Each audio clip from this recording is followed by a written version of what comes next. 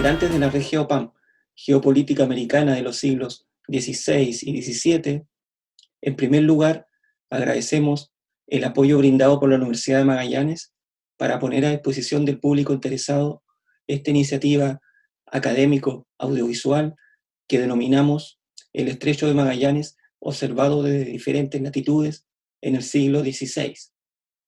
A continuación, se presentan una serie de 3 registros audiovisuales, el primero de los cuales es de autoría de Diego Castellanos, académico de la Universidad Nacional de Colombia, quien se ocupa de analizar las reacciones que se dieron tras el regreso de los 18 sobrevivientes de la expedición magallánica al interior del territorio de Turquía en tiempos del Imperio Turco Otomano. Como una muestra de la rapidez con que circulaba la información durante la primera mitad del siglo XVI, se menciona el mapa de Piri Reis, datado en 1525, carta donde se muestran lugares como el Estrecho de Magallanes, la costa de Patagonia y las Islas Malvinas. ¿Qué significado se le atribuyeron al estrecho o cómo fue concebido desde Estambul? Las noticias acerca de la circunnavegación del mundo por la expedición de Magallanes y el descubrimiento del estrecho fueron objeto de interés en Estambul, especialmente en los círculos intelectuales y cercanos al poder. En ese sentido, el descubrimiento de un nuevo mundo los impulsó a buscar información sobre las nuevas regiones en fuentes europeas acerca de la naturaleza de estos lugares, sus recursos y sus gentes, pero además generó preguntas referentes a la manera en la que debían entenderse hechos que no aparecían en las fuentes tradicionales ni eran mencionados por la revelación. Es difícil conocer con precisión las reacciones de las 3 primeras décadas siguientes al viaje Magallanes, ya que las fuentes contemporáneas son principalmente cartográficas. El estrecho de Magallanes aparece en un mapa mundi que Piri Reis incluyó en su Kitab al-Bahriyyah de 1525. Esta información provendría al parecer de un mapa atribuido al cartógrafo portugués Pedro Reinel, conocido como el mapa Jacine 1825, que se encuentra en la biblioteca del Palacio de Topkapi. Se trata de una proyección boreal del hemisferio sur y muestra no solo la costa de Patagonia y el estrecho de Magallanes, sino además las Islas Malvinas.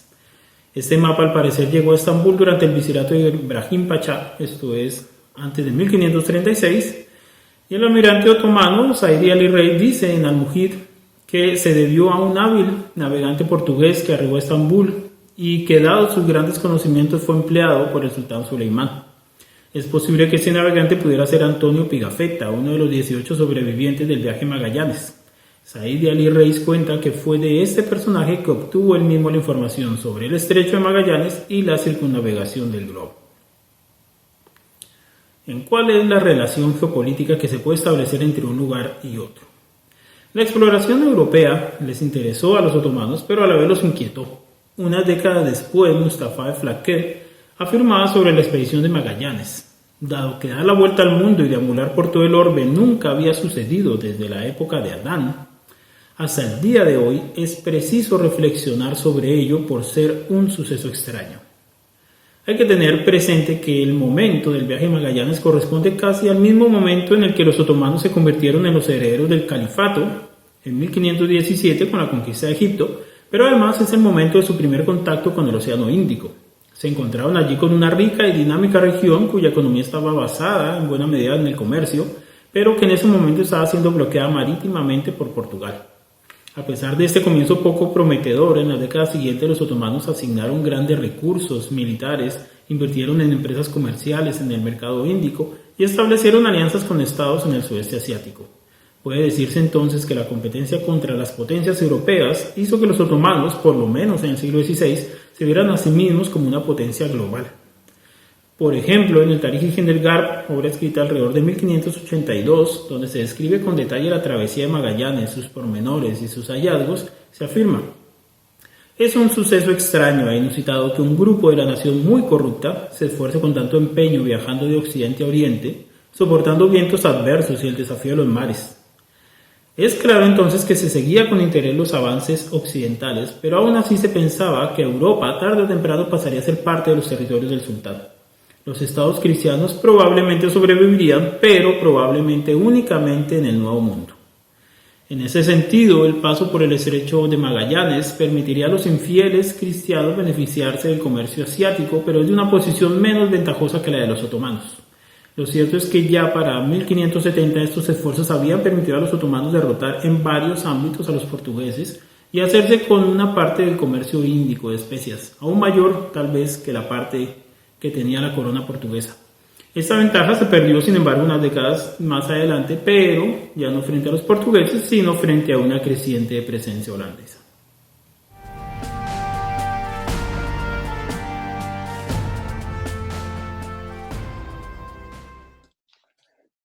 El segundo registro audiovisual es de autoría de María Jesús Benítez, académica de la Universidad Nacional de Tucumán e investigadora del CONICET, quien se sitúa y analiza la geografía en torno al Río de la Plata, a partir del análisis de uno de los documentos, una de las fuentes conocidas respecto del viaje de Fernando de Magallanes.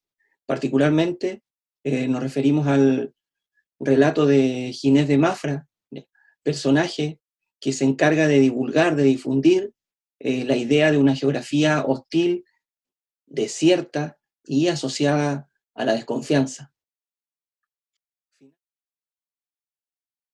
el siglo XVI, la travesía que emprendió Hernando de Magallanes no solo significó encontrar el paso que unía ambos océanos, esa herida que une y separa el continente, sino que logró por primera vez circunnavegar el mundo. Partir de un lugar y retornar a él son los movimientos que transforman este viaje en una hazaña sin precedentes, que confirma la redondez de la tierra, afianza el conocimiento sobre ella y la posibilidad de su absoluta e imperialista posesión. La empresa magallánica, en un siglo que atravesar el mar suponía enfrentarse a un territorio inestable y aterrador, redefine el concepto de límites no solo geográficos, sino también humanos. El descubrimiento del paso precipitará sucesivas expediciones que generan un corpus de documentos y relatos de viaje que podemos denominar como escrituras imperiales de los confines. El derrotero de las naves de la empresa magallánica reinstala además la existencia de una región de confluencias, como es la del Río de la Plata, zona que, desde el desventurado fin de la empresa de Juan de Solís y sus hombres en 1516, cuyos cuerpos son devorados, supuestamente, como afirman los cronistas, por los indígenas, ninguna empresa española se había acercado a sus amenazantes costas. A Magallanes lo acompaña Antonio de Pigafetta, quien se ha embarcado, como él mismo afirma, para ver por sus propios ojos todas las maravillas que se contaban de las tierras encontradas por Cristóbal Colón. Pigafetta, quien es uno de los 18 sobrevivientes que regresa con Elcano, escribe Primer viaje en torno al globo, obra que tiene una amplia e inmediata difusión. El libro refiere el encuentro con un gran río dulce, que dice así el texto: aquí es donde Juan de Solís, que como nosotros iba al descubrimiento de nuevas tierras, fue comido por los caníbales de los cuales se había fiado demasiado. Ginés de Mafra, un marino que integra la expedición de Magallanes, pero que regresará a España 5 años después que Elcano, escribe un relato de las peripecias y los infortunios que supuso para él esta vuelta al mundo. Mafra completa la escena narrada por Pigafetta y refiere la permanencia en las costas del Río de la Plata, donde, siempre desde las naves, establecen comunicación con los indígenas. Cito un fragmento de este documento. Cuidaban las señas según la codicia les enseña, porque a este indio mostraron oro y entendieron los nuestros que había dicho que en aquella había mucho oro, y también le mostraron una taza de plata, y a esto, según la interpretación, dicen que dijo que esperasen que él traería en mucha cantidad, y no sé si por ventura tomó el nombre este río por esto o de otra cosa que sucediese después, y bien se ha visto ser interpretaciones codiciosas, según lo que de ese río se ha visto después acá, como es notorio a todos. Para Mafra, la zona del Río de la Plata, si bien ingresa a la dimensión escrita, es una geografía asociada con la hostilidad y la desconfianza. Todo el intercambio entre españoles e indígenas se realiza en el barco, sin descensos ni tomas de posesión. Resulta interesante este fragmento porque instala un posible origen al nombre del Río de la Plata. Mafra escribe aproximadamente en 1543, lo que justifica esa marca temporoespacial después acá, que hace alusión a empresas colonizadoras posteriores, como la de Sebastián Caboto en 1526 o 10 años después con Pedro de Mendoza. El descubrimiento del Paso proyecta entonces una dinámica en el complejo proceso de apropiación e integración territorial entre el Río de la Plata y las costas patagónicas. El Río de la Plata y el mar que conduce al estrecho son espacios de circulación, pero también desiertos, rigurosos y hostiles. Es el barco, entonces, el espacio móvil desde el que se configura una idea de territorio que se traduce en las acciones complementarias de narrar la experiencia de lo vivido, describir el mundo que se observa y trazar nuevas cartografías para poseerlo. Muchísimas gracias.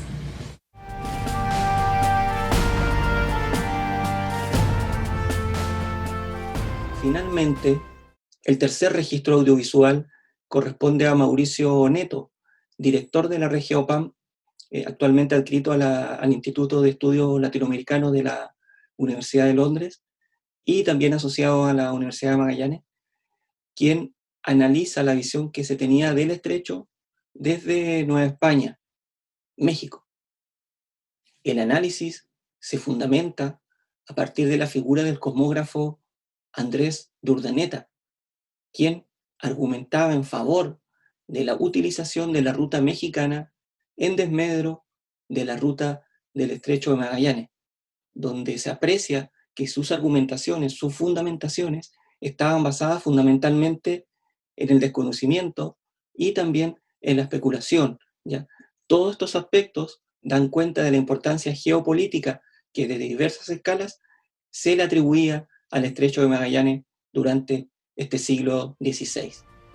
Desde Nueva España, entre los años 1552 y 53, el cosmógrafo, piloto militar y comerciante Andrés de Urdaneta, uno de los pioneros en navegar la ruta entre Acapulco y Filipinas en la década de los 60, escribió un parecer al virrey Antonio de Mendoza y Pacheco sobre cómo se debía proceder con el tema de la especería. El objetivo de este manuscrito era convencer a la autoridad de que la ruta mexicana era la indicada para llevar estos negocios de tanta importancia y no la ruta magallánica a la que calificaba como muy peligrosa ante tamaña empresa e importancia, ¿no? Las principales complicaciones que identificaba Urdaneta respecto a la navegación por el estrecho estaban vinculadas a las corrientes, al clima, al poco verano, al largo invierno, a las tempestades, a los vientos que impedían a las naves gruesas llevar esta mercadería. Para marcar estas dificultades, el cosmógrafo describió los problemas experimentados por cada una de las expediciones que hasta ese entonces habían atravesado o intentado hacerlo por el Estrecho de Magallanes. Las de Magallanes, Loaiza, Alcazaba, Rivera Camargo fueron descritas, como también los problemas, motines, enfermedades de este largo viaje por el sur. Luego de esto, el texto da un giro. Urdaneta se enfocó en destacar las condiciones geográficas de la Nueva España en contraposición a las del Estrecho de Magallanes.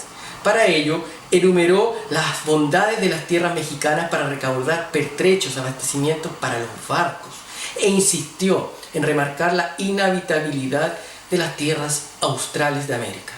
La última parte del documento se dedica a mostrar cómo desde las tierras y puertos de la Nueva España también se podía mantener la visión panorámica, especulativa y simbólica que generaba el Estrecho de Magallanes a nivel global. Desde México se debía reproducir las mismas dinámicas e ilusiones que provocaba el pasaje austral. En otras palabras, Nueva España tenía que demostrar, y eso es lo que intenta hacer Urdaneta a lo largo de este manuscrito, que también podía ser un pasaje mundo como lo era el Estrecho de Magallanes. ¿A qué nos referimos como pasaje mundo? A que Nueva España, en este caso, también podía ser un espacio en donde se pudiera entender y catalizar las dinámicas del globo, entender el globo, al mismo tiempo que enlazar los mundos y las universalidades en juego, que aperturó anteriormente el estrecho de Magallanes, en 1520. Una de las promesas que Urdaneta hace para ello es decir que desde la Nueva España se puede difundir y potenciar este proyecto cristiano de hacer frente, por ejemplo, al Islam, que es uno de los problemas mayores que los españoles tendrían en Asia. Hacer frente a la secta perversa maometana, decía, ¿no?, en el manuscrito. Lo que es muy interesante, ¿no?, la forma, ¿no? Pero no solo lo religioso, se intentó demostrar que la Nueva España podía ser un pasaje mundo, sino que también lo económico, por supuesto. Se presentó a la Nueva España como una plataforma global para leer el comercio del mundo. El texto hizo una lectura del funcionamiento del comercio global desde Asia y cómo este se movía hacia Europa, nombrando puertos, nombrando intermediarios, nombrando los agentes y la dinámica, los precios y productos vinculados, ¿no? Es decir, desde Nueva España se podía hacer lectura de eso también. El parecer hecho por Urdaneta desde Nueva España no es más que un juego de antonomasia y de intereses cruzados, pero que no obstante nos permiten concebir la importancia geopolítica a nivel global y continental dada al estrecho de Magallanes durante una parte del siglo XVI. Esto no nos parece extraño, puesto que gran parte de las fuentes que hablan sobre este pasaje mundo en este siglo se refieren a él de manera indirecta por desconocerlo.